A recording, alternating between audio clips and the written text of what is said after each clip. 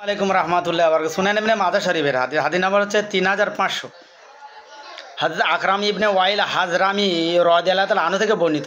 তিনি বলেন, আমি বললাম, ইয়া রাসূলুল্লাহ সাল্লাল্লাহু আলাইহি ওয়াসাল্লাম, আমাদের এলাকায় আঙ্গুর হয় যা আমরা নিংড়াই, আমরা কি তা থেকে পান করব?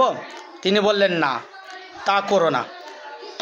আমি পুনরায় বললাম যে আমরা রোগীর শিফার জন্য তা গ্রহণ করি। তিনি বললেন, তা শিফা নয়, বরং রোগ। সুনান ইবনে মাদা। ব্যাখ্যা, নবী করিম সাল্লাল্লাহু আলাইহি ওয়াসাল্লাম সাহাবীরা জিজ্ঞেস করলেন, হুজুর, আমাদের এলাকায় আঙ্গুর হয়, তার নিংড়ে কি আমরা খাবো? নবী করিম সাল্লাল্লাহু বললেন, না। বললেন, আমরা রোগের শিফা ঔষধ হিসেবে ব্যবহার করি। নবী সাল্লাল্লাহু বললেন, না, ওটা শিফা নয়, ঔষধ নয়, ভ্যাকসিন নয়, বরং রোগ। ব্যাখ্যা, দেখুন, নবী করিম সাল্লাল্লাহু আলাইহি ওয়াসাল্লাম নিষেধ করেছেন। তো আঙ্গুর ফল আপনি যখন খাবেন একটা একটা করে ছিঁড়ে, ওটা জায়েজ, কিন্তু ওটা নিংড়ে খাবার ওটা হচ্ছে হারাম হয়ে যাবে, মাকরুহ বা হারাম হয়ে যাবে। ওই জুস, আঙ্গুরের নিংড়ানো যে জুস বা রস, ওটা আপনি খেতে পারবেন, ওটা মদ।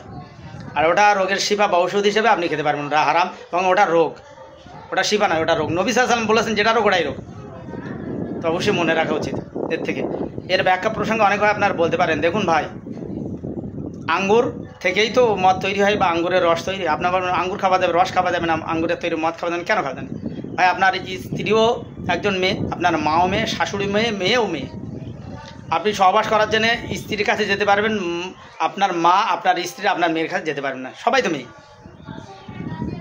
আরে আপনার মার থেকে আপনি হয়েছেন, আপনার শাশুড়ির থেকে আপনার স্ত্রী হয়েছে, আপনার স্ত্রী থেকে আপনার মেয়ে হয়েছে, সবই তো মেয়ে।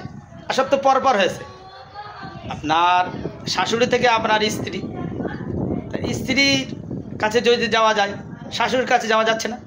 স্ত্রীর কাছে যদি যাওয়া যায়, মেয়ের কাছে যাওয়া যাচ্ছে না। কিন্তু সবাই তো মেয়ে, আবার সবাই সবার থেকে তৈরি হয়েছে। তো ঠিক এটাও ওই রকম, আঙ্গুর ফলের রস খাওয়া নিষেধ এবং সেটাই রোগ, এটাও ওই রকম। পারলে আমার সাথে তর্ক বসে এই বিষয়টাই।